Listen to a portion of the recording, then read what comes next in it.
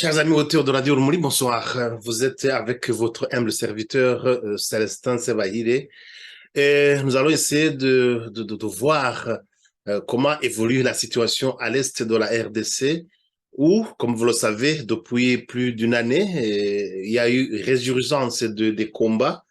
Les combats qui ont été initiés, qui ont été lancés, donc la guerre qui a été lancée par ce qu'on a appelé le M23, mais que jusqu'à maintenant, il a été bien prouvé que le M23 est un mouvement qui est largement soutenu par le régime de Kigali, le régime de FPR au Rwanda. Et on dit même qu'il y a même les éléments carrément de l'armée nationale du Rwanda, l'armée patriotique rwandaise, RDF, qui font partie justement de ce mouvement dit mouvement du M23. Pour essayer de parler de cette problématique, la Radio Rumuri a invité quelqu'un qui se trouve là-bas, à l'est du Congo, près de Goma précisément, et à savoir Monsieur Aimé Mukanda Mbusa, et pour qu'il puisse vraiment nous donner beaucoup d'éclaircissements, beaucoup d'informations au sujet de ce problème qui est on ne peut plus grave. Monsieur Aimé Mbusa, je vous salue, bonjour, ça fait un mois qu'on ne s'était pas parlé, bonjour. Bonjour, chers journalistes, bonjour à tous nos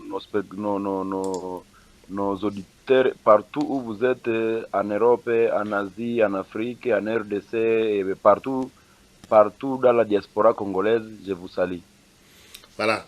Justement, j'aimerais quand même, avant de commencer de parler de la situation en RDC, j'aimerais quand même que vous donniez une petite occasion pour que vous puissiez vous présenter brièvement aux amis auditeurs et téléspectateurs de Radio Rumuri. Oui, merci beaucoup. Moi, je m'appelle Aimé Mukanda Mbusa. Je suis originaire du territoire de Rutshuru. Et comme la région est sous menace de l'agression rwandaise, soutenue du nord du M23, soutenue par les RDF, nous avions été obligés de nous déplacer et nous sommes aujourd'hui dans une zone qui est censée être en sécurité. Et voilà, je suis notable en territoire de Rutshuru. Je suis aussi activiste des droits humains et agriculteur de profession comme nous vivons à Rutshuru, une zone qui est à 99%, tout le monde est agriculteur. Nous aussi, nous ne sommes pas épargnés, nous sommes aussi agriculteurs d'une part. Et nous signalons que le territoire de Rutshuru est situé à l'est de la République démocratique du Congo. Et le territoire de Rutshuru frappe des frontières. Il y a une partie qui est aux côtés du Rwanda et une partie qui est aux côtés de l'Ouganda. Et le territoire de Rutshuru en soi est un territoire qui est fertile avec ce sol volcanique. Et la population cultive souvent les maïs, sorgho, pommes de terre, choux, les haricots, les cafés, les bananes et tout qu'on sort. Mais aujourd'hui, cette population est en proie suite à cette guerre nous imposée injustement par les Rwandais via ce régime actuel avec le président Paul Kagame, qui ne cesse d'attaquer chaque jour la RDC pour le seul but de s'accaparer des minéraux de l'Est de la RDC et du coup de nous imposer des apatrides, des personnes dont leur identité ne sont pas jusque-là connues. On veut nous amener déjà d'où nous ne savons pas leur origine, des faux réfugiés qui sont en route vers Rutshuru. Voilà un peu de Rutshuru. Rutshuru est à 70 km au nord de Goma et nous sommes dans la province du Nord Kivu. Merci pour cette brève présentation. Et j'aimerais quand même que vous, avant de continuer, de commencer de parler de l'actualité ou de la situation actuelle qui se déroule au moment où nous parlons, j'aimerais quand même qu'on revienne un tout petit peu sur une petite brève historique de ce conflit. Est-ce que quand ça a débuté clairement, parce qu'on sait bien que cette région, la RDC en général, et surtout l'est de la RDC, est en proie à de violentes agressions qui durent depuis plus de 30 ans. Mais j'aimerais quand même, pour le conflit qui nous occupe pour le moment, vous savez nous donner une petite brève historique de ce conflit, ça a débuté quand, ça s'est passé comment, et quelles sont les régions qui sont occupées pour le moment pour que vraiment les auditeurs de Radio Rumuri puissent avoir une situation plus ou moins globale, plus ou moins claire de la situation actuelle au moment où nous parlons. Oui, merci beaucoup encore une fois, chers journalistes. Nous signalons que depuis novembre 2021, les rebelles terroristes d'IM23 qui étaient défaits par l'armée congolaise via le colonel Mamadou Ndala Mustafa qui est décédé à Beni en 2014, ont réapparu encore une fois dans les collines de Tchanzu, à passer par les chaînes de Sabinho pour dire à provenance du Rwanda dans la zone de Rwengeri. Et ces rebelles ont attaqué 6 mois plus tard la cité frontalière de Bunagana vers juin 2022. Et aujourd'hui, plusieurs villages, plusieurs localités, plusieurs contrées sont sous contrôle du M23. Nous devons être clairs, le territoire de Rutshuru n'est pas entièrement occupé par le M23. Au moins 7 groupements sur 7 est sous occupation des rebelles terroristes. Pour dire, nous pouvons dire que le groupement de Busanza est occupé aujourd'hui par le M23, le groupement de Bukoma occupé par le M23, le groupement de Bweza, Kisigari, Rugari, Jomba, Tongo et une partie de Bukombo est sous occupation aujourd'hui par le M23. Et depuis que les rebelles du M23 ont attaqué la cité frontalière de Bunagana, aujourd'hui avec la coopération de l'Ouganda, il y a le trafic frontalier à Bunagana. Du côté de la RDC, le M23 contrôle la douane et du côté Ouganda, les rebelles contrôlent la douane. Ici récemment, le fils de Yoweri Kaguta Museveni a essayé de déplacer les bornes frontières vers Mungo et Musenzero. Ici, nous sommes dans le groupement Busanza. Et aujourd'hui, nous avons alerté les autorités à tous les niveaux en RDC qu'il y a eu déplacement des bornes frontières et personne n'a bougé pour dire la situation reste la même. Au moins, un espace de 1 km sur 8 a été cédé à l'Ouganda, mais c'était après une réunion que le fils de Museveni a tenu du côté de Busanza, côté Kitagoma. Là, nous sommes dans le Busanza à Rutshuru et nous ne savons pas réellement ce qui se passe, mais après la guerre, les choses devraient être mises au clair. Et du coup, l'ennemi attaqua la chefferie de Boucha. On a installé un nouveau chef coutumier à la chefferie de Boucha et partout où ils sont arrivés, ils ont implanté de nouveaux chefs, comme les chefs de localité dans plusieurs villages, de nouveaux animateurs dans beaucoup de domaines. Et aujourd'hui, là où ces rebelles contrôlent, nous signalons que nous sommes dans la 2e année blanche. Les gens de Bunagana sont dans la 2e année blanche. Si une fois le 9 septembre, les écoles n'ouvrent pas, nous irons dans la 3e année blanche. Et à Rutshuru Centre et dans le reste du territoire, nous signalons que l'année passée aussi a été blanche pour les élèves et écoliers et même les étudiants. Et aujourd'hui, le 4 septembre, nous allons avancer vers la réouverture de l'année scolaire. Si une fois les écoles n'ouvrent pas dans la zone, pour dire il y aura toujours une 2e année blanche à Rutshuru Centre et une 3e année blanche à Bunagana. Sauf, nous avions suggéré au gouvernement congolais de pouvoir réouvrir les écoles dans les zones non contrôlées par l'M23, puisque tout le territoire de Rutshuru n'est pas sous contrôle de M23. Massissi, au moins 1/10 du territoire de Massissi est sous contrôle de M23, donc Kirolirwe et Burungu, Kichanga une partie. Voilà ce que nous pouvons signaler que les M23 n'occupent même pas une grande partie. Si on les attaquait de tous côtés, c'est 2 ou 3 jours, la guerre sera venu, là, sera retourné là où il était venu. On va y revenir justement parce que ici, j'aimerais justement, je voudrais qu'on avance vraiment avec une méthode, qu'on avance de façon bien structurée pour que les auteurs de la radio puissent se retrouver et non pas donner des informations en vrac de ce côté du Kokalan.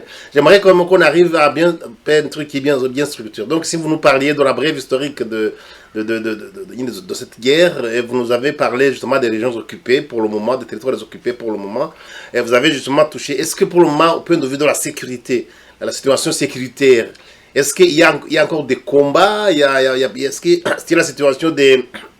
Est-ce qu'il y a des massacres encore qui se commettent? Parce que justement, vous faites nous parler brièvement des différents massacres qui ont eu lieu pendant cette période de plus d'une année de conflit. Est-ce que, quelle est la situation au niveau de la sécurité? Est-ce qu'il y a encore des combats pour le moment? Est-ce qu'il il y a encore des massacres. Combien de massacres qu'il y a eu de civils d'ailleurs, parce qu'on on en a entendu parler il y a quelques mois. Quelle est la situation de son point de vue là, de son point de vue sécuritaire, quelle est la situation? Ok, pour le moment, aux côtés du gouvernement, il s'observe un cessez-le-feu. Les FARDC ne combattent plus, mais les Wazalendo, qu'on appelle les patriotes Wazalendo, et combattent tout le jour. Pour dire, il se signale chaque jour des affrontements entre les Bazalendo dans les Bukombo, aux alentours de Kichanga, parfois dans les groupements de Tongo. Et ici, dernièrement, au cours de la semaine passée, il y a eu affrontement à Busanza où les Wazalendo du groupe MPA se sont affrontés avec les RDF. Pour dire, les affrontements sont signalés aujourd'hui entre les Wazalendo et les RDF qui combattent toujours pour progresser, mais les Wazalendo ne laissent pas progresser comme ils veulent. Et nous signalons que en novembre l'année passée, l'année 2022, plusieurs personnes, environ 300 personnes, ont été massacrées à Kishiche. Si vous connaissez Kishiche, Oui. c'est dans le groupement de Bambou, vers non loin de Kibirizi. Kibirizi, c'est dans la chefferie de Buito, en territoire toujours de Rutshuru. Et plusieurs autres personnes ont été massacrées à Kadaro, tous agriculteurs. Et parmi les personnes tuées à Kishiche, nous signalons que la majorité, ce sont des femmes et enfants innocents qui n'avaient rien à faire avec la guerre. Et pour dire, plusieurs autres massacres ont été observés à Rou. 2022. Et nous signalons que dans tous ces massacres, ici dernièrement à Tongo, plusieurs personnes ont été massacrées. Ça fait 2 semaines à Tongo, personnes ont été massacrées. Plusieurs maisons ont été incendiées. Et cela s'ajoute les pillages. Là, Oui.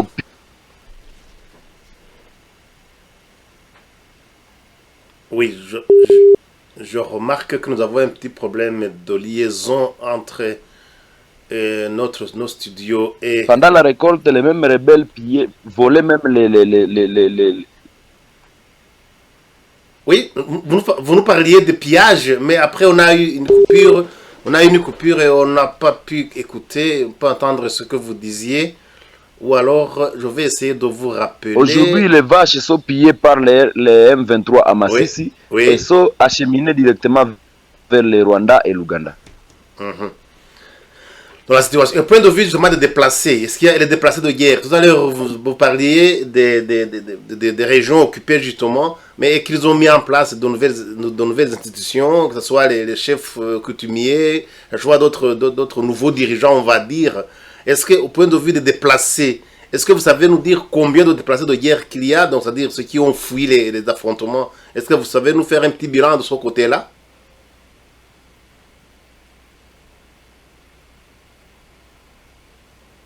Je crois que j'ai perdu monsieur Aimé Mukanda Mboussa. Je vais essayer de le récupérer encore. Je vais essayer de le récupérer. Et vraiment, la situation est très difficile entre nos studios et l'Est de la RDC. Je vais essayer de le récupérer. Recording stopped.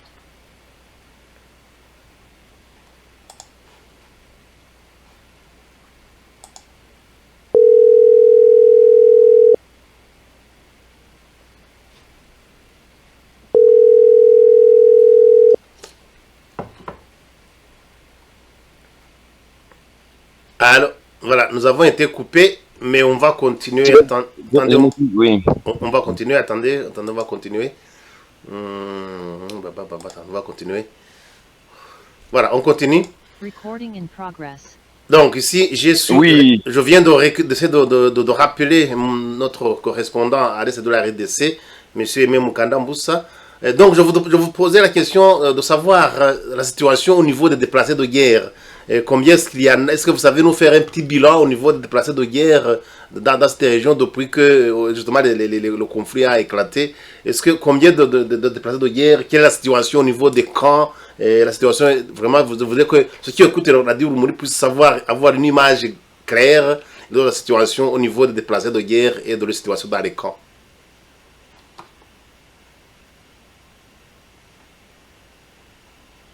Oui, nous pouvons signaler que cette guerre a placement massif de plusieurs populations pour dire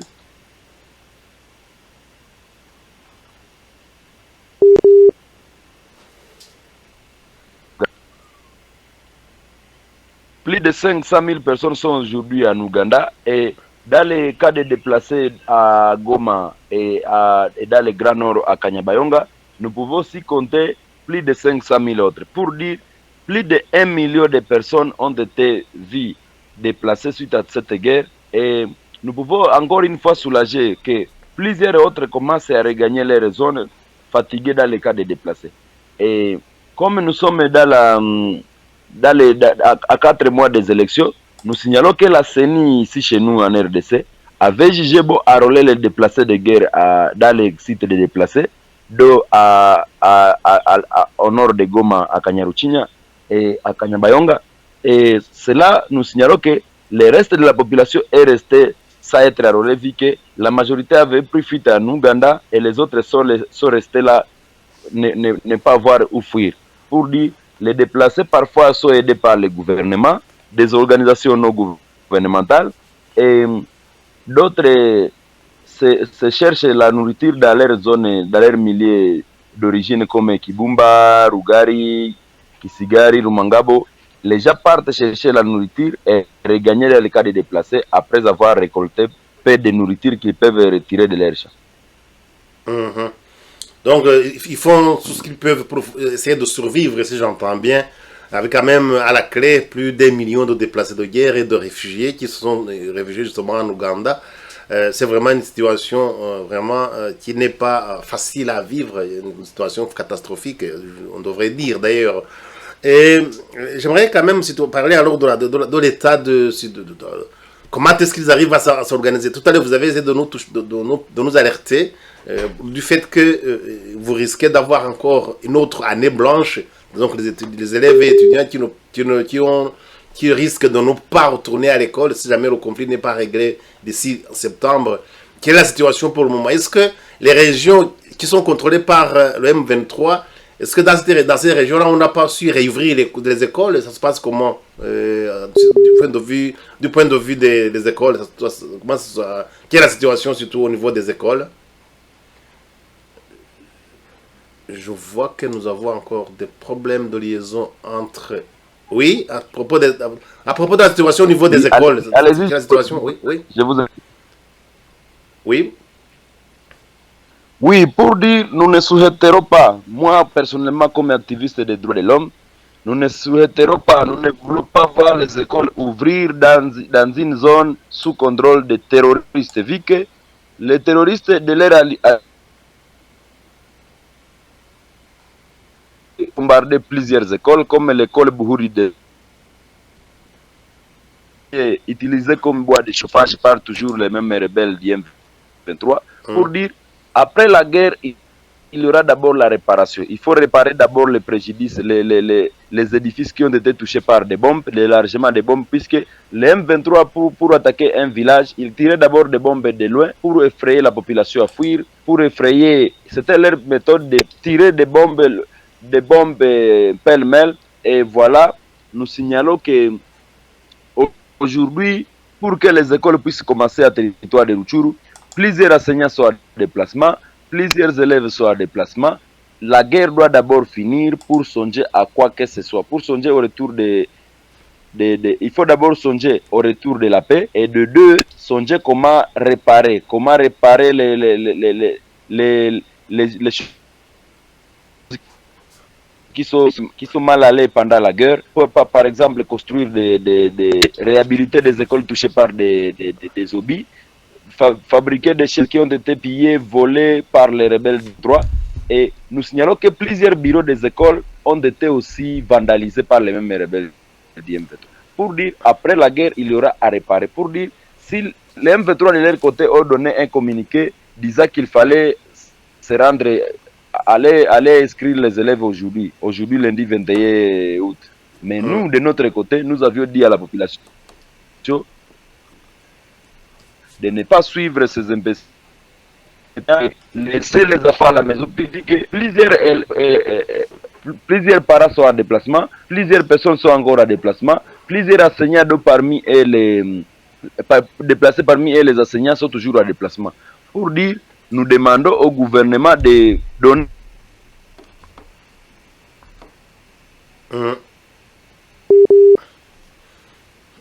Oui, nous avons ce problème vraiment de liaison avec les de la RDC.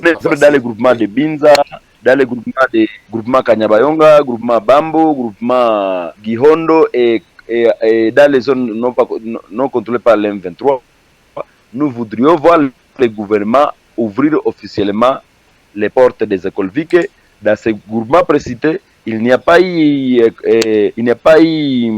eu un blanche cette année passée, vu que la zone n'était pas sous contrôle du M23. Mais cette année, nous ne voyons pas l'intérêt d'aller dans une année blanche, une autre année blanche, pendant que ces zones sont sous contrôle des FARDC. Ça, c'est votre proposition comme société civile, justement. Vous qui êtes sur le terrain, qui connaissez la situation. Et là, on parlait justement de ce qui est des écoles. Et j'aimerais quand même qu'on revienne. Vous parlez de la fin de la guerre, parce que nous savons qu'il y a eu des négociations, il y a eu des demandes, il y a eu différents accords qui ont été signés, soit à Luanda, à Bujumbura, qui prévoyaient que les rebelles du M23 devaient déposer les armes et être cantonnés quelque part. On a même mis en place un contingent des militaires composé par les pays de l'East African Community. Où est-ce qu'on en est de cet accord? Est-ce que cet accord est en train de se mettre en pratique ou pas encore? Qu'en est-il des armées, du contingent de militaires de East African Community? On a vu récemment l'opération qui a appelé à ce qu'ils quittent le territoire parce qu'ils pensaient que cette armée de la East African Community ne servait pratiquement à rien parce qu'ils n'aidaient pas à ce que les accords soient mis en pratique. Quelle est la situation au moment où nous parlons? Est-ce que les M23 sont en train d'être cantonnés? Ou est-ce que les accords sont en train d'être mis en exécution? Ou qu'en est-il en fait pour le moment, M. Aimé Mukanda Mbusa? En fait, la population congolaise a qualifié les militaires de l'East Africa Community comme une force non efficace. Pour dire, les militaires de l'EAC sont venus aider les M23. Même avant la prise de Bunagana, nous avions signalé que Bunagana est tombé grâce à la facilitation de l'armée ougandaise. Pour dire, l'Ouganda a une grande responsabilité dans cette guerre d'agression. Pour dire, les militaires qui avaient pris Bunagana, les militaires qui avaient pris Kiwanja jusqu'à Nyamilima, c'était des militaires M23, mais d'apparence ougandaise. Leur morphologie, c'était des Ougandais. Voilà encore, et nous tromper qu'on nous amène des militaires de l'East Africa Community. On nous amène des Ougandais qui sont semblables à ces mêmes M23 qui avaient pris la même chose. Pour dire, on avait ça fait semblant d'enlever les tenues des M23. Les mêmes militaires des M23, on les fait porter les tenues de l'Ouganda dans le cadre de l'EAC. Pour dire, la solution dans cette affaire ne viendra pas de l'East Africa Community. Cette agression ne viendra pas de l'Angola ou de Nairobi ou de Luanda, de nulle part. Pour dire, la RDC devrait organiser son armée et chasser l'ennemi hors d'état de nuire. Nous avons une force, nous avons une armée qui est forte. Nous avons un président qui aime le pays, qui s'efforce quand même qui a la bonne volonté de faire retourner la paix, une paix durable. Puisque son prédécesseur, que je ne vais pas citer son nom ici, qu'on avait défait les M23, mais du coup, il y avait une négociation cachée, des négociations secrètes pour dire les M23 de 2013 n'étaient pas dissoutes. Il y avait une négociation, les mêmes militaires qui étaient dans les M23, on les voyait toujours à Rutshuru, Beni, à Lubero, jusqu'à Ituri. Et voilà pourquoi cette guerre d'agression rwandaise, cette guerre la guerre de ADF ou à Beni, c'est toujours les Rwandais que nous accusons chaque jour d'être derrière tout ça. Et nous pouvons dire que les militaires de l'EAC sont venus seulement pour faire une zone qui est tampon. Pour dire, nous, Congolais, nous n'avons pas besoin de zones tampon. Nous voulons voir les territoires sous occupation aujourd'hui être récupérés et que les habitants de là vivent sous l'autorité de l'État. Parce que dans une zone où les rebelles contrôlent, il y a beaucoup des atrocités qui sont signalées chaque jour. Personnellement, nous chaque jour de ce qui se passe à territoire de Rutshuru, dans la zone sous contrôle des M23. Je pense qu'après la guerre, nous aurons à écrire notre propre histoire. Donc, j'aimerais quand même qu'on continue justement à propos, justement, à parler tout à l'heure, vous parliez de l'agression du Rwanda, mais tout à l'heure, vous avez aussi parlé de l'Ouganda. J'entends souvent justement parler que c'est le RDF qui attaque, mais nous savons qu'il y a un contingent de militaires ougandais qui ont été admis en RDC, qui sont venus pour soi-disant combattre les rebelles ougandais qui sont sur le territoire congolais. Mais est-ce que vous n'avez pas peur que ces Ougandais puissent aussi être utilisés pour soutenir le M23? Quel est le rôle, selon vous, de l'Ouganda? Parce que vous avez parlé du Rwanda, mais quel est le rôle de l'Ouganda aussi?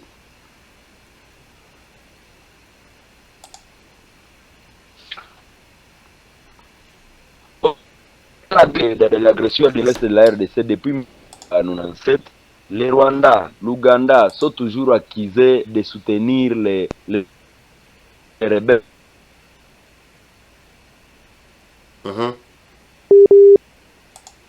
Recording in progress. C'est moi qui le dis puisque je les ai vus, nous les avons vus et nous les voyons. Il y avait un moment où ils s'étaient retirés, mais ils sont là, ils sont encore là. Parfois, nous ne disons pas les choses pour s'attirer des ennuis ou pour amuser la galerie, mais nous relatons les faits. On ne peut pas seulement accuser les Rwandais d'être derrière les M23, même l'Ouganda a une grande partie, a une part de responsabilité, puisque la poste frontalière de Bunagana qui a facilité l'ennemi à progresser. L'ennemi s'est ravitaillé à matière, à nourriture, à tout, à provenance de l'Ouganda via Bunagana. Si l'Ouganda était ami à la RDC, il devrait fermer ses frontières et être pour la RDC. Mais aujourd'hui, nous voyons les militaires de M23 et les militaires de l'EAC passent ces jours ensemble, ils boivent, ils font tout ce qu'ils peuvent faire. Et voilà, la population a perdu espoir, même les Ougandais, même l'East Africa Community. La population congolaise n'a pas espoir au retour de la paix à travers à provenance de l'East Africa Community, les militaires de l'EAC. Non, nous n'avons pas espoir. Peut-être la SADC qui est en cours de route, la SADC est toujours amie à nous, vu que lors de l'agression en 1998, c'est la SADC qui a essayé d'aider pour récupérer les zones occupées. Les RCD étaient déjà loin, mais avec la SADC, on avait repoussé et malgré les 1+4, nous pouvons signaler que nous avons l'expérience de la SADC. L'East Africa Community devrait se modeler à nous aider, vu que nous sommes nouveaux dans leur organisation, ils devraient nous soulager. Mais lorsqu'ils ont mal commencé, je ne vois pas la RDC continuer à être membre de l'East Africa Community, avec ce qui se passe avec la guerre d'agression.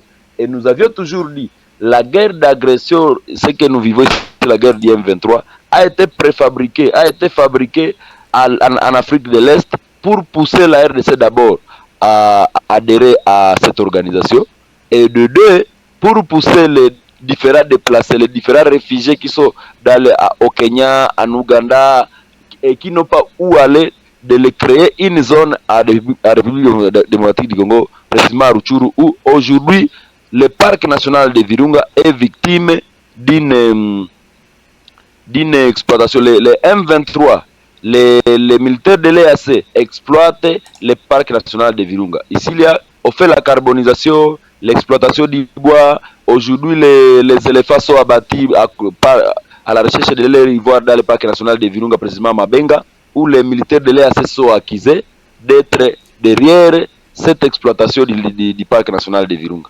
Pour dire, dans tout ça, il y a à boire et à manger. Pour dire, la RDC devrait ouvrir les yeux. Les organisations environnementales devraient condamner les militaires de l'EAC et leurs alliés, les M23.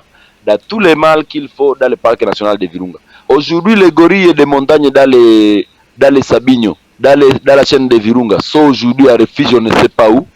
Et tout ça, c'est quoi? C'est la manque de responsabilité des ONG. Les ONG sont comme si les ONG, la communauté internationale est comme s'il est derrière le M23 au détriment de la RDC qui est un pays partenaire. Vous voyez vraiment, vous soulevez encore un autre problème vraiment d'ordre environnemental et des exploitations vraiment extra-légales des forêts, du flore et de la faune et du flore. Vraiment, c'est une autre situation préoccupante dans cette région. Et tout à l'heure, vous avez quand même signalé, on nous avait parlé de l'intervention de la SADC. Où en est-il pour le moment? Est-ce que vous avez des informations sur la possible venue des éléments de la SADC pour le moment ou c'est pas encore bien précisé? En fait, dans tous les pays, il y a un secret d'étape. Souvent, les accords sont signés. On nous avait parlé que la SADC sera ici en RDC, précisément ici chez nous à Rutshuru, dans le mois d'août. Nous sommes aujourd'hui le 21. Nous attendons il y a encore 9 jours. Si dans 9 jours, les militaires de la SADC ne sont pas là, nous allons demander au gouvernement où ils sont avec les déploiements des militaires de la SADC, puisque c'est l'appel de la population. C'est le souhait de la population de voir les militaires de la SADC venir remplacer les militaires de l'East Africa Community qui ont échoué à leur mission, qui ont montré leur faiblesse, qui ont montré leur défaillance.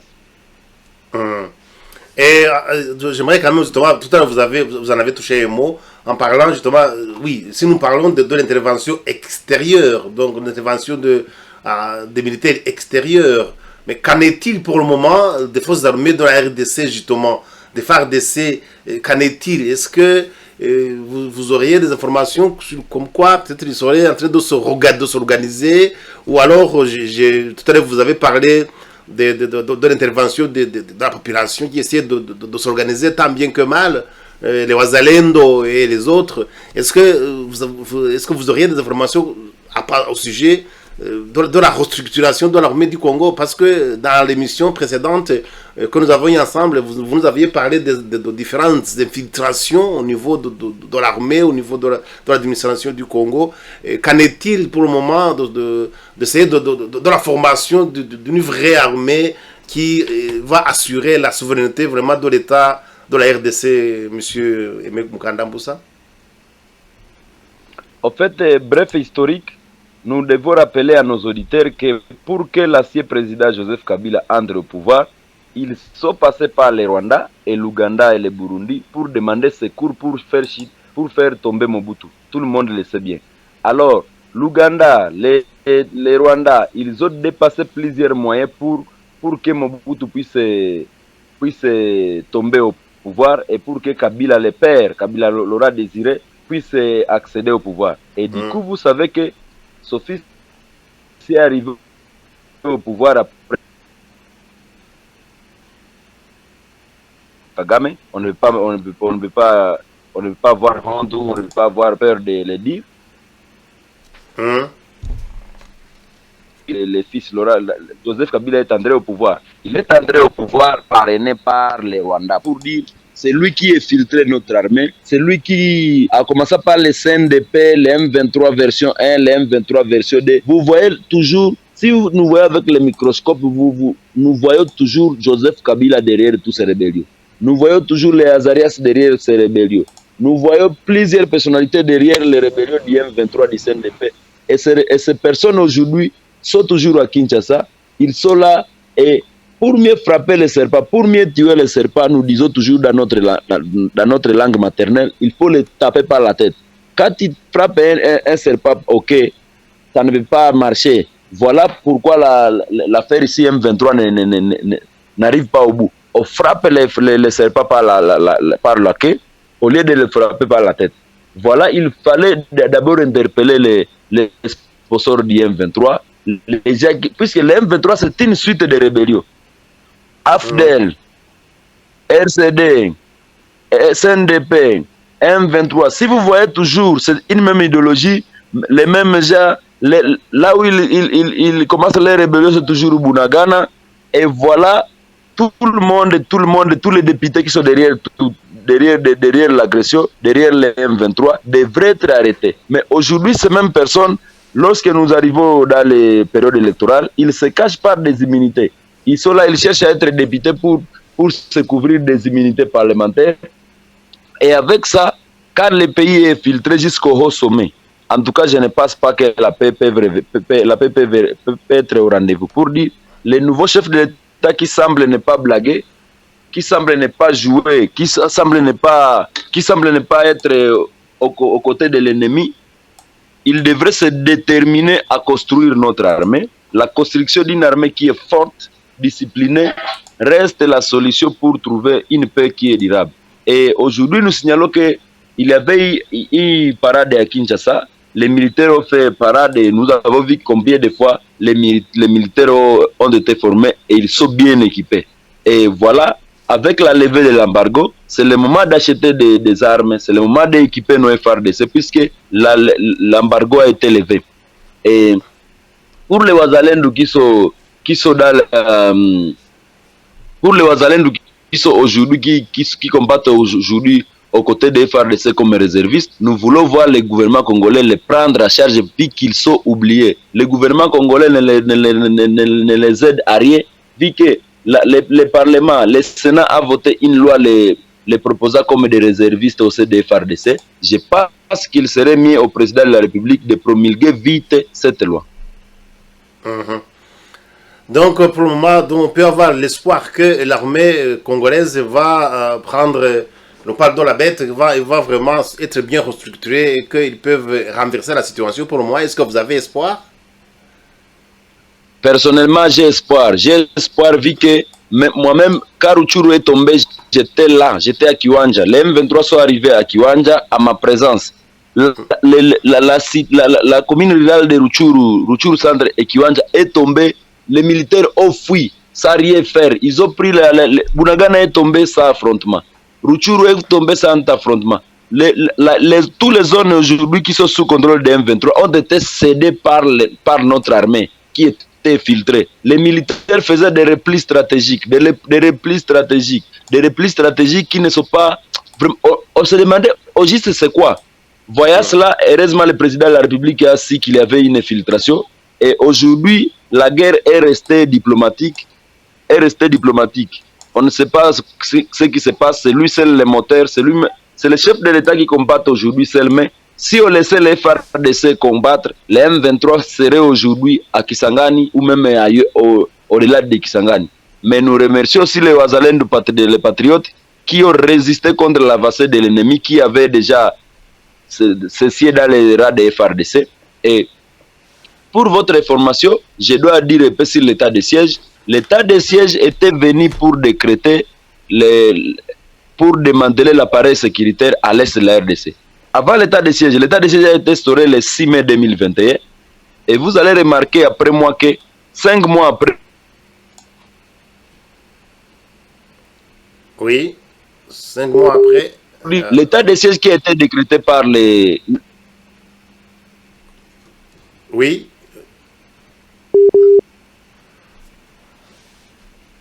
Il y a un tout petit problème de liaison, mais je pense qu'il va revenir. On va continuer. Je disais, grâce à l'état de siège qui a été décrété par le président de la République le 6 mai 2021, l'état de siège est venu. On a instauré un gouverneur militaire à la tête de la province du Nord Kivu et celui de l'Ituri. Et on nous trompait qu'il y avait 14 000 militaires à Beni. Vu qu'avant l'arrivée des M23, il y avait un problème sérieux à Beni, les gens étaient égorgés, il y avait un groupe de terroristes, toujours les M23. Ils s'étaient déguisés en Nalou. Et aujourd'hui, avec l'état de siège, les massacres ont été diminués à Beni. Et tout le monde qui a vu que l'état de siège était venu, puisqu'on avait donné le pouvoir exorbitant à un gouverneur militaire, et tous les infiltrés ont eu peur. Et voilà Bunagana aujourd'hui. Rutshuru aujourd'hui un cité de refuge pour tout ce monde-là qui avait peur de l'état de siège. Et plusieurs députés, vous savez, aujourd'hui, plusieurs députés sont corrompus.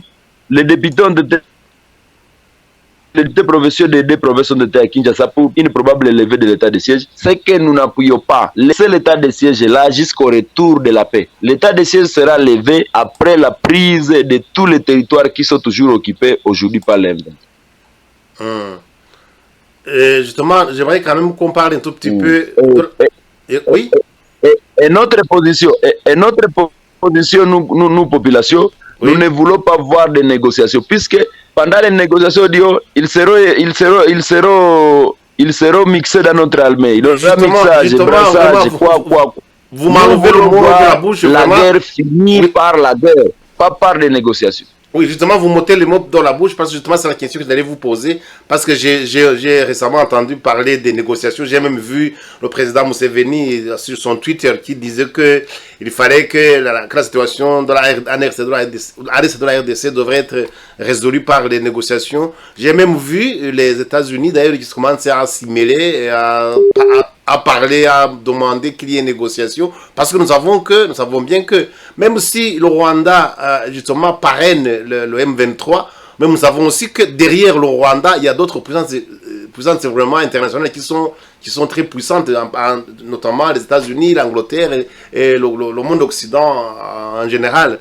Et j'aimerais savoir, quel est votre point de vue justement au sujet de ces demandes de négociation entre le gouvernement de Kinshasa et le mouvement M23, si vous avez un point de vue là-dessus, M. Mukanda Mbusa. Vous savez, avant cette guerre, les Rwandais semblaient contrôler toute la province du Nord Kivu et celui de l'Ituri. Et dans quel but? Dans le but de piller nos minerais. Vous avez écouté ici dernièrement, on a arrêté Mwanga Chuchu, si vous connaissez Mwanga Chuchu, oui, qui faisait l'exploitation des minerais à Rubaya, les coltas et la castérite. Un Rwandais est filtré dans le Parlement congolais, mais qui travaillait au compte de qui? Au compte de ce pays d'origine, le Rwanda, et qui était filtré dans notre Parlement. Et voilà, il était député et il faisait l'exploitation des castérites. On lui a trouvé qu'il avait des militaires rwandais qu'il déguisait aux policiers congolais, des militaires RDF qu'ils avaient fait porter des tenues de la police nationale congolaise pendant plus de dizaines d'années et qui était à la garde de ce carré mini à Rubaya. C'est inacceptable. C'est inacceptable pour dire, aujourd'hui nous avons compris que l'ennemi ce n'est pas seulement le Rwanda. L'Ouganda a aussi une part de responsabilité, le Royaume-Uni, le monde occidental et tout le monde, puisque aujourd'hui l'Afrique semble être le chat de tout le monde. Tout le monde pour vivre, les Occidentaux pour vivre, il faut venir piller nos minerais. Félicitations à son Excellence, Monsieur le Président de la République, chef de l'État, Félix Tshisekedi, qui a dit à Macron réellement, nos partenariats doivent être gagnants. Si nous avons nos minerais, venez, nous allons coopérer. Vous voulez nos minerais? Gagnant. Venez, nous allons prendre des partenariats. Et les Rwandais disent pas, la RDC ne peut pas être agressée par un petit pays, les Rwandais non. Mais c'est puisque on nous a filtré. On a filtré les éléments dans notre situation avec. Et vous êtes témoin. Vous êtes témoin comment les Rwandais est tombé entre les mains de Tutsis aujourd'hui. Les Rwandais étaient pays purement Hutu. Mais aujourd'hui, c'est qui domine. Pourquoi? À cause de ces accords. S'il n'y avait pas eu des accords d'Arusha, les accords infinis d'Arusha, aujourd'hui, Abiyarimana serait là. Les Rwandais seraient aujourd'hui à paix. Mais les Rwandais semblent être aujourd'hui en paix, mais ce n'est pas une paix qui est rassurant. C'est un tyran, un régime, un diable qui est à la tête du pouvoir, qui extermine les Hutus au Rwanda. Et ils veulent venir aussi nous exterminer, nous les Hutus d'ici au Congo. Nous n'accepterons pas. Les Wazalendou sont déterminés aujourd'hui à combattre toute personne d'où il vient et à lui faire ramener d'où il est venu. Et voilà, si aujourd'hui Meruchuru est sous contrôle si nous avons encore sept groupements qui sont sous contrôle des Wazalendou et FARDC, c'est à cause des forces de Wazalendou même. Les militaires RDF voulaient progresser en achetant les militaires congolais puisqu'il y avait de l'infiltration parmi les militaires de FARDC. Et justement, qu'en est-il justement des négociations alors? Parce que justement, il y a beaucoup de puissances internationales, notamment les États-Unis, l'Ouganda, qui a une main, comme vous l'avez expliqué tout à l'heure, qui a un certain rôle dans cette guerre, qui commence maintenant à appeler aux négociations entre le gouvernement de Kinshasa et le M23. Est-ce que vous n'avez pas peur qu'on répète la même histoire? Parce que ça a été toujours, tous les mouvements de rébellion que vous avez cités tout à l'heure, ça a été toujours comme ça. On se battait, on négociait, on mélangeait les armées et puis les combattants de ces, de ces différentes rébellions réintégraient les FARDC. Et c'est comme ça qu'on s'est retrouvé justement avec ce que vous avez décrit comme infiltration au plus haut sommet du pays dans l'armée. Est-ce que vous n'avez pas peur qu'on risque de rejouer encore la même carte, de vous pousser le gouvernement qui à négocier pour que le M23 puisse intégrer l'armée congolaise? Est-ce que quel est votre point de vue là-dessus, M. Mukanda Mbusa? Au fait, moi, je sais bien, je vous ai dit depuis le début de l'émission que quand pour piller les minéraux de l'Est, il faut créer des mouvements comme M23, mais c'est l'armée rwandaise. Il faut créer des mouvements pour passer aux négociations, pour partager les postes, pour faire quoi? Pour contrôler l'Est de la RDC, il faut passer par des mouvements, des groupes rebelles comme ça. Mais heureusement, nous avons un président qui aime le pays. Au fait, le Congo aujourd'hui, à comparer l'Est et à l'Ouest, la mentalité déjà de l'Ouest n'est pas comme notre mentalité ici chez nous à l'Est. Ici chez nous à l'Est, beaucoup de nous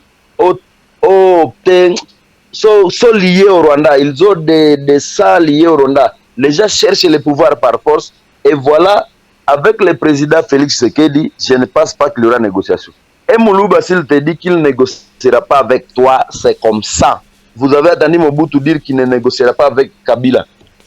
Et il l'a fait. Heureusement, les gens de l'Ouest sont stricts. Quand il n'y a pas... Ces mots, ils assument leurs mots. S'il n'y aura pas de négociation, il n'y aura pas de négociation. Ce qui va arriver, c'est la frappe. Heureusement, les militaires de l'EAC que nous accusons d'être derrière les M23, Tshisekedi lui-même a dit que ces gens ne sont pas crédibles. On veut les remplacer. Mais avant les remplacements, aujourd'hui, nous avons des preuves que ce sont les militaires de l'EAC qui réarment aujourd'hui les M23. Est-ce que vous voyez ça normal?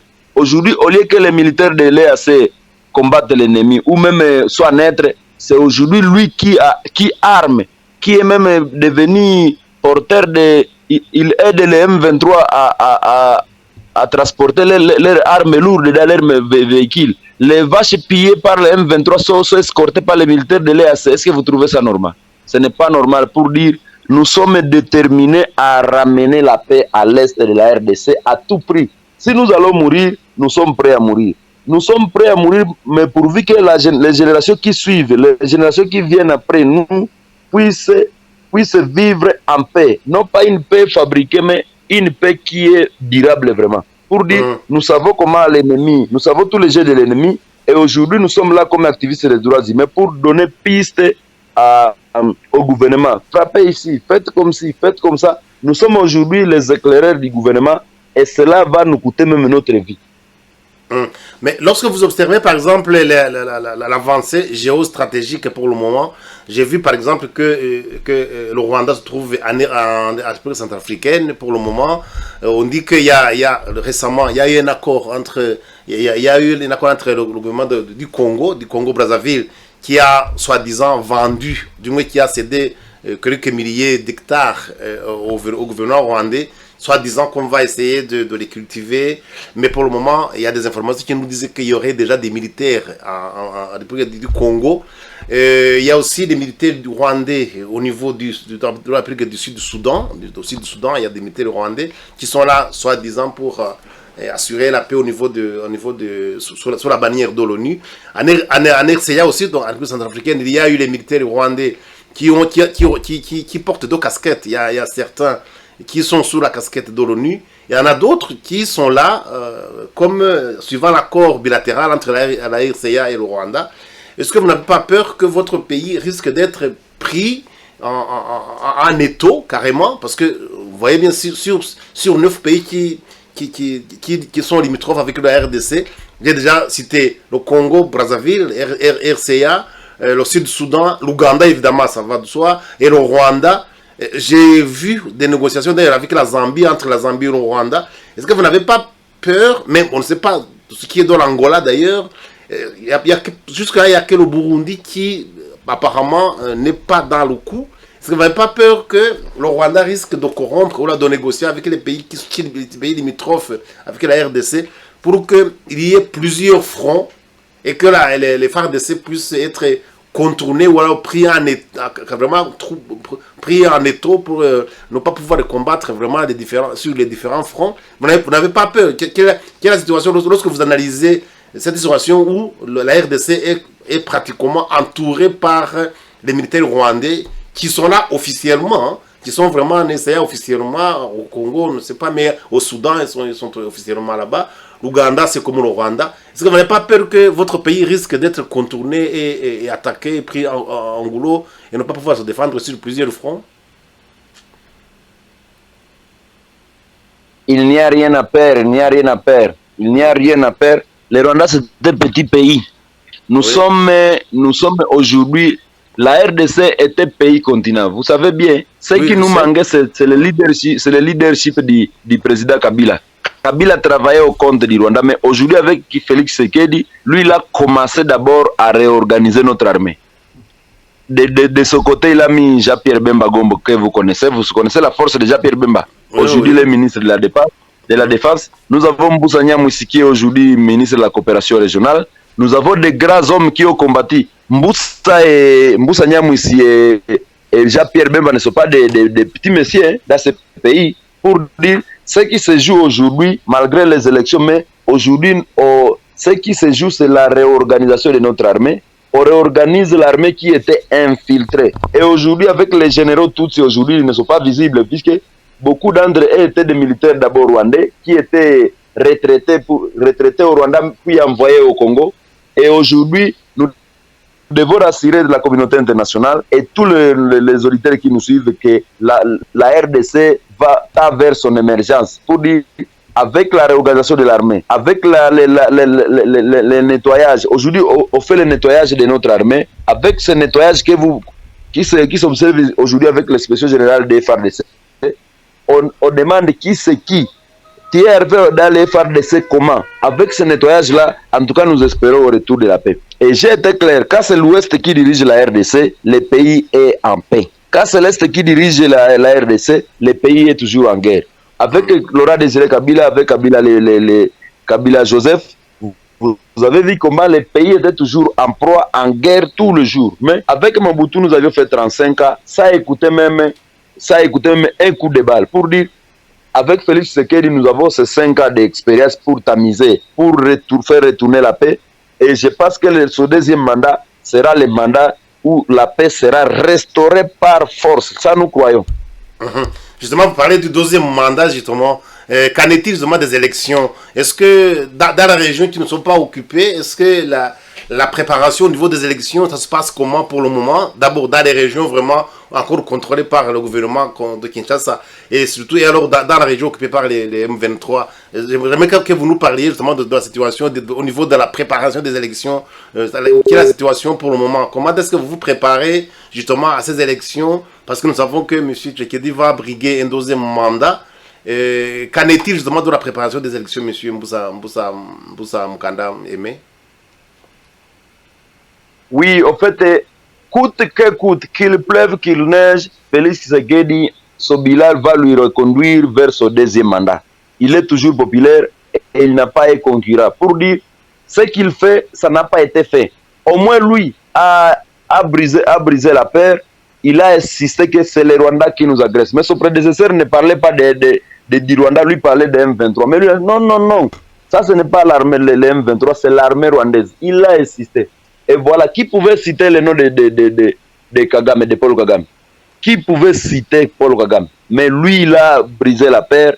Il cite Paul Kagame comme agresseur. Et lorsque vous trouvez, lorsqu'on a trouvé le nœud du problème, pour dire la solution sera trouvée. Et aujourd'hui, tous les pays qui sont derrière Paul Kagame ont honte. Macron a été à Kinshasa dernièrement, il a trouvé honte.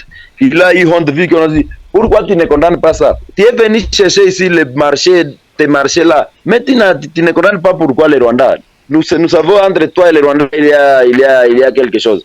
Mais aujourd'hui, avec le président Félix Tshisekedi, malgré nous à Rutshuru, on a enrôlé 98 000 personnes au lieu de 600 000, mais ils peuvent valablement représenter les autres dans les élections. Pour dire, dans la zone sous contrôle de l'ennemi, aujourd'hui le territoire est infiltré, il y a beaucoup d'apatrides. Personnellement, nous ne pouvons pas faire enrôler les gens dans une zone sous occupation. On avait enrôlé les déplacés, ils ont été enrôlés des deux côtés à Lubero, Kanyabayonga et à Goma. Ces 98 000 enrôlés peuvent valablement représenter les 7 sièges du territoire de Rutshuru en attendant les jours où la paix reviendra. C'est là où nous sommes et nous défendons notre point de vue.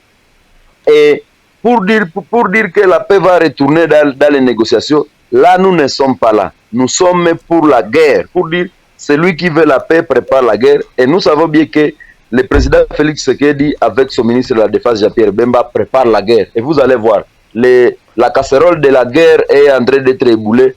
Ici, peu de temps, la guerre sera prête et l'ennemi sera chassé hors d'état de nuit.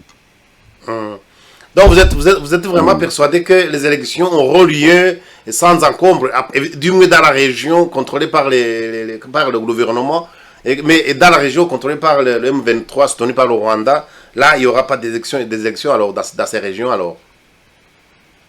Pour le territoire de Rutshuru et Masisi, on avait enrôlé une petite nombre de personnes, les déplacés de guerre dans le cas des déplacés. Et la loi électorale est claire. Il y a une loi, chez nous il y a la loi électorale. La loi électorale pour le 2023 octroie 7 sièges au territoire de Rutshuru. On a reconduit 7 sièges du territoire de Rutshuru, mais avec un petit nombre d'électeurs, 98 000 au lieu de 600 000. Vous voyez? Au lieu de 600 000 électeurs, on a enrôlé 98 000 personnes après nettoyage du fichier électoral.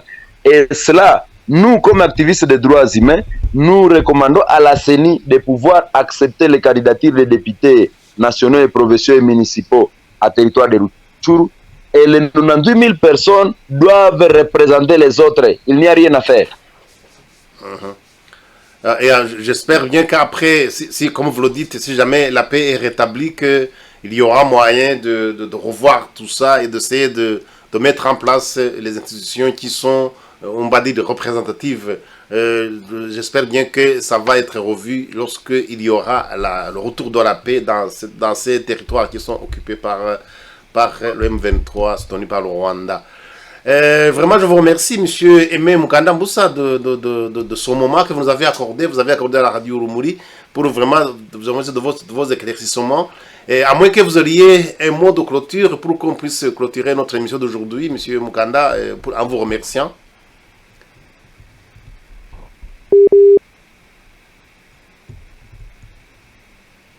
Il y a un petit problème de liaison, mais Monsieur Mukanda, si vous m'entendez, j'aimerais quand même vous donner quelques minutes pour un mot de clôture de notre émission, oui. Je voulais parler à la diaspora congolaise qui est partout dans le monde, puisque je pense que cette radio est écoutée sur Internet. Partout, écoutez, il faut savoir que cette guerre, il n'y a pas de M23. Nous sommes agressés par 2 pays, dont le Rwanda et l'Ouganda. Il ne faut pas oublier l'Ouganda. L'Ouganda joue un grand rôle aux côtés du M23, puisque tous les munitions, tous les ratios, tous les tenues viennent du Kenya à transit par l'Ouganda. Le Kenya aussi est cité. Et voilà, ces mêmes 3 pays qui nous agressent veulent nous caresser, veulent nous cajoler, nous envoyer des militaires pour maintenir la paix, pour les filtrations, pour dire il n'y a pas confiance avec l'armée de l'Est Africa Community. Nous voulons voir les militaires de la SADC venir nous aider à ramener la paix, à faire cantonner ces terroristes par force. Vu que les M23 ont été décrétés comme un groupe terroriste par notre gouvernement congolais, nous remercions d'abord le président Félix Tshisekedi dans les efforts qu'il fournit jour et nuit pour dénoncer. Il dénonce puisque il n'a pas la force de combattre tous les pays occidentaux qui sont derrière le M23. Et voilà, il dénonce, mais il n'y aura pas de négociation. Vu que notre armée était filtrée, nous lui remercions de pouvoir construire une armée forte. Ça s'est fait aujourd'hui. Nous avons plus de 20 000 militaires qui sont en formation, qui vont finir même ici demain, et qui viendront chasser l'ennemi hors d'état de nuire. Pour dire, le retour de la paix, d'une paix durable, est prétendu ici demain avec le régime Félix Tshisekedi. Et quand c'est l'Est qui dirige, nous avons eu l'expérience, nous sommes en guerre. Quand c'est l'Ouest qui dirige, nous sommes en paix et la paix va revenir. Et nous allons accorder à Félix Tshisekedi un deuxième mandat. Et ça, nous le promettons. Même nous les déplacés du territoire de Rutshuru, nous sommes en guerre, mais nous savons que les chefs de l'État se mènent pour chercher une solution pour ce problème, à ce problème. Voilà. Je vous remercie. J'espère bien que, parce que souvent on parle de régionalisme ou d'ethnisme ou de tribalisme en Afrique. J'espère bien que vous allez quand même arriver à vous entendre tous les Congolais, parce que vous avez quand même quelques centaines d'ethnies en RDC, que il y a pas, parce que on a eu peur que dans certaines régions qui ne sont même pas touchées par la guerre, qu'il y ait des affrontements ethniques ou basés sur le tribalisme. J'espère bien qu'on ne va pas en arriver là, et que vous allez quand même arriver à conserver l'unité de la RDC, parce que n'oublions pas que l'objectif final, c'est la balkanisation de la RDC. Il y a aussi ce risque qu'on n'a pas abordé aujourd'hui, mais qu'on peut aborder dans nos émissions ultérieures, si vous avez encore le temps, pour qu'on puisse en parler dans nos émissions ultérieures. Parce qu'il ne faut pas oublier justement qu'on cherche justement à balkaniser la RDC, c'est-à-dire à le morceler en plusieurs pays, comme on en a connu au Soudan. On a divisé le Soudan en 2 pays. On a connu ça en Éthiopie avec l'Érythrée. Et on a connu même ici en Europe avec la Yougoslavie, même l'URSS, qui avait 15 pays, on les a scindés. Donc, cette politique de diviser pour mieux régner, c'est une politique qui est soutenue qui est cautionnée par le monde occident, notamment les États-Unis, qui veulent vraiment fragiliser les gens. C'est au Congo qui est un pays vraiment continent, comme vous avez dit tout à l'heure, si garder son unité et qu'il puisse vraiment être bien organisé, bien structuré, avec tout ce qu'il a comme richesse, vraiment la RDC peut être une grande puissance au niveau mondial. Je souhaite vraiment je souhaite de tout cœur vraiment que la RDC puisse rester unie malgré les forces qui poussent à la scène. J'espère bien que si vous avez encore le temps, on va essayer d'aborder la prochaine fois pour parler vraiment de ce problème de la balkanisation de la RDC. Je vous remercie donc pour aujourd'hui, pour ce temps que vous nous avez accordé, monsieur Aimé Mukanda Mbusa, et à la prochaine alors. Bonne soirée chez vous. Merci beaucoup à tous nos auditeurs et nous les rappelons que le Congo restera un et indivisible. Merci. Je vous remercie. Au revoir, à la prochaine.